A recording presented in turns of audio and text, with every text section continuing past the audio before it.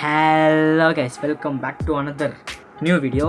இன்றைக்கி நீங்களாம் ஆவலுடன் எதிர்பார்த்துட்டு கொண்டிருந்த எட்டியம்மன் கோயிலோட ஃபுல் ஹிஸ்ட்ரி தான் நீங்கள் இன்றைக்கி பார்க்க போகிறீங்க. ஸோ ஆரம்பிக்கலாமா?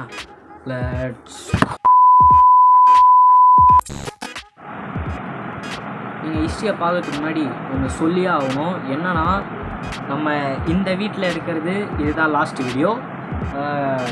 அதாவது வேறு வீட்டுக்கு போகிறோம். அந்த வீட்டுக்கு போன அப்புறம் ஏகப்பட்ட வீடியோஸ் வரும். பட் இது இந்த வீட்டில் லாஸ்ட் வீடியோ. ஸோ அதுக்கு தனியாக ஒரு வீடியோ எடுப்பேன், அதை கண்டிப்பாக போஸ்ட் பண்ணுவோம், ஓகேங்களா? ஸோ இப்போது நேராக நம்ம கண்டென்ட்குள்ளே போயிடலாம். ஒன்றும் இல்லை, நான் அந்த கோயிலை பற்றி கொஞ்சம் அங்கங்கே கேட்டு வச்சு கொஞ்சம் கொஞ்சமாக கலெக்ட் பண்ண கிளிப்ஸை தான் இப்போ நான் உங்களுக்கு சொல்ல போகிறேன். அந்த கோயிலில் மெயினான விஷயம் என்னென்னா, அவங்க சொன்ன மாதிரியே கரெக்டாக திருவிழா அன்னைக்கு மழை பெஞ்சுது. அந்த கிளைமேட்டு சேஞ்ச் ஆன சீனை மட்டும் நான் உங்களுக்கு போடுறேன், பார்த்துப்பாங்க.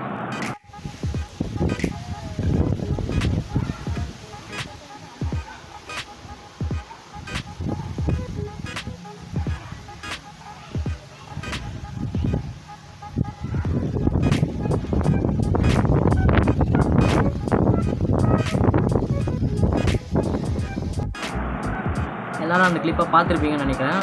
அதுக்கப்புறம் அந்த திருவிழா முடிஞ்ச அன்றைக்கி நைட் ஏகப்பட்ட ஃபங்க்ஷன்ஸ் நடந்தது. பட் எங்களால் அங்கே போக முடியல. ஏன்னா என்ன காரணம்னா, அங்கே ஃபுல்லாக கவர்ச்சி நடனம்லாம் ஆடிக்கிட்டு இருந்தாங்க. ஸோ அதனால் ஜென்ட்ஸ் நிறைய பேர் ட்ரிங்க்ஸ் பண்ணிவிட்டு போவாங்க. ஸோ சேஃப்டி இல்லைன்ற ஒரு விஷயத்துக்காக போகலாம். நீங்கள் கேட்கலாம், நீ மட்டும் போகலாமேடா, நீ என்ன அவ்வளோ பெரிய இதுவான்னு நீங்கள் கேட்பீங்க, எனக்கு தெரியும். பட் வீட்டில் யாரும் அலோவ் பண்ணல. பட் கண்டிப்பாக அடுத்த வாட்டி நம்ம போய் ஃபுல்லாக எல்லாத்தையும் கேப்சர் பண்ணுறோம், ஒன்று விடாமல் அடுத்த வருஷம். ஸோ அது ஒன்று. அதுக்கப்புறம் என்னென்னா, தொடர்ந்து 2 days, இப்போ நான் சொன்னேன் பார்த்தீங்களா, கரெக்டாக திருவிழா அன்னைக்கு கிளைமேட் சேஞ்ச் ஆகுதுன்னு. தொடர்ந்து 2 days அந்த மாதிரி நடந்துச்சு. எப்போனா, ஃபஸ்ட்டு டே செம்ம காற்றடிச்சு தென்னை மரத்துலேருந்து ஒரு கிளையை மேலே விழுந்துருச்சு. அது அவங்களுக்கு அந்த கிளிப்பையும் போடுறேன், போய் பாருங்கள்.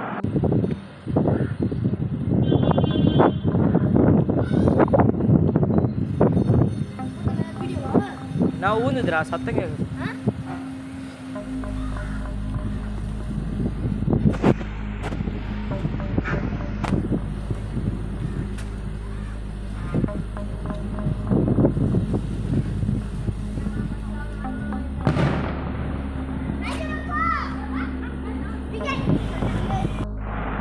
பார்த்தீங்களா?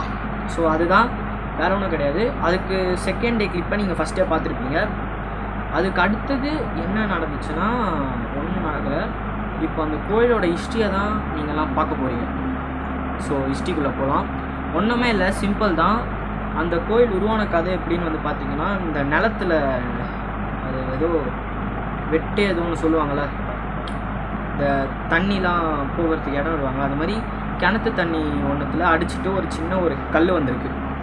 ஸோ அந்த கல் குத்திட்டு இருக்கும்போது என்ன ஃபுல்லாக ரத்தமாக வந்திருக்கு. என்னடா இது ஒரே பிளட்டாக இருக்கே அப்படின்னு இவங்க டவுட்டில் செக் பண்ணி பார்க்கும்போது தான் தெரிஞ்சிருக்கு, அங்கே ஒரு கல் இருந்தது. அந்த கல் உடஞ்சி தான் ரத்தம் வருதுன்னு தெரிஞ்சிருக்கு. ஸோ அந்த கல் உடஞ்சி வந்ததுக்கப்புறம் அங்கே வேலை செஞ்சு ஒருத்தவங்களுக்கு சாமி இறங்கி, நான் எட்டியம்மா வந்திருக்கேன்டா அப்படின்னு சொல்லி அந்த கல்லை எடுத்துகிட்டு போய் ஒரு அது கரெக்டாக அந்த கல் இருந்தது பார்த்தீங்களா, அதை சுற்றி இருந்த நிலங்கள் கரெக்டாக ஒரு அளவு எடுத்து அந்த கோயிலை கட்டப்பட்டிருக்கு. வேறு ஒன்றும் இல்லை. அந்த கல்லை ஒரு நீங்கள் திருவிழா வீடியோவில் பார்த்துருப்பீங்க. அந்த கோயிலுக்கு இந்த சைடு ஒரு மாதிரி மரம்லாம் வச்சு மஞ்சள் குங்குமம் பூசியிருப்பாங்க. அங்கே தான் அந்த கல் கிடச்சிருக்கு. ஸோ அந்த கல்லை அந்த இடத்துல தான் மெயினாக கும்பிட்டுருக்காங்க. அதுக்கப்புறம் அதை ஒரு இதுவாக வச்சு தான் ஒரு சிலையை மேக் பண்ணி உள்ளே எடுத்துகிட்டு போய் அது சாமியாக கோயிலாக கட்டியிருக்காங்க. நான் அந்த ஃபோட்டோ இருந்தால் நான் உங்களுக்கு போடுறேன். கரெக்டாக அந்த உள்ளே வச்சுருந்த அந்த சாமி கீழே பார்த்திங்கன்னா ஒரு மாதிரி குழி இருக்கும். அந்த குழிக்குள்ளே அந்த கல்லை ஸ்பெஷலாக வச்சு அதுக்கு அலங்காரம் பண்ணி பூஜை பண்ணிருப்பாங்க. அதை நான் தேடி பார்க்குறேன். நான் எடுத்தேன், எல்லாம் கூட்டம் நின்று மறைஞ்சிட்டாங்க. ஸோ அந்த ஃபோட்டோஸ் எதுனா கிடச்சிதுன்னா கண்டிப்பாக போடுறேன், அதை பார்ப்பீங்க, ஓகேங்களா? ஸோ இப்படி கட்டப்பட்டது தான் எட்டியம்மன் கோயில். இதை மட்டும் இதோட ஸ்டாப் ஆகலை.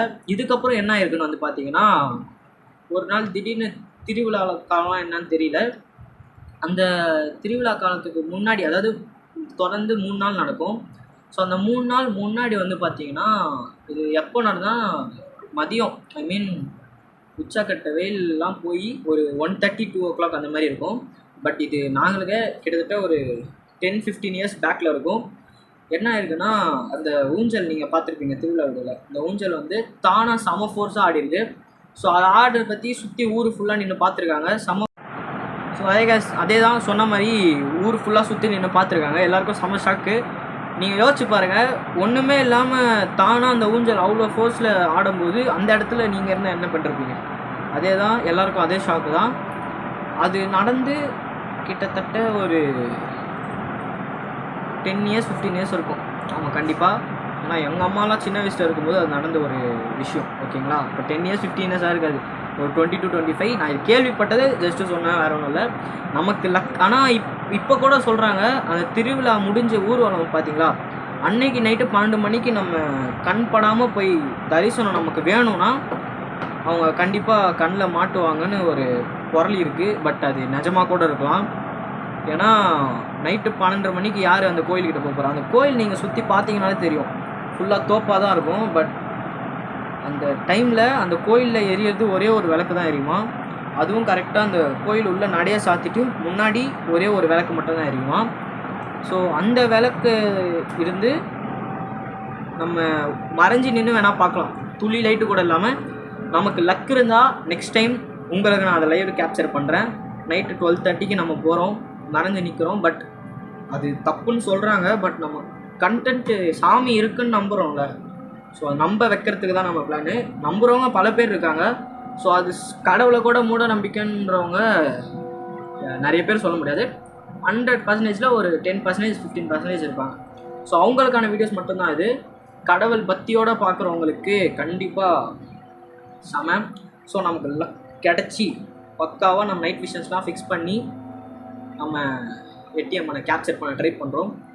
ஸோ இத்துடன் இந்த ஸ்டோரி முடிஞ்சுது. இதுக்கப்புறம் பிரம்மாண்டமான இல்லை, வீடு ஷிஃப்டிங், ஹோம் ஷிஃப்டிங் டூரை தான் நீங்கள் பார்ப்பீங்க.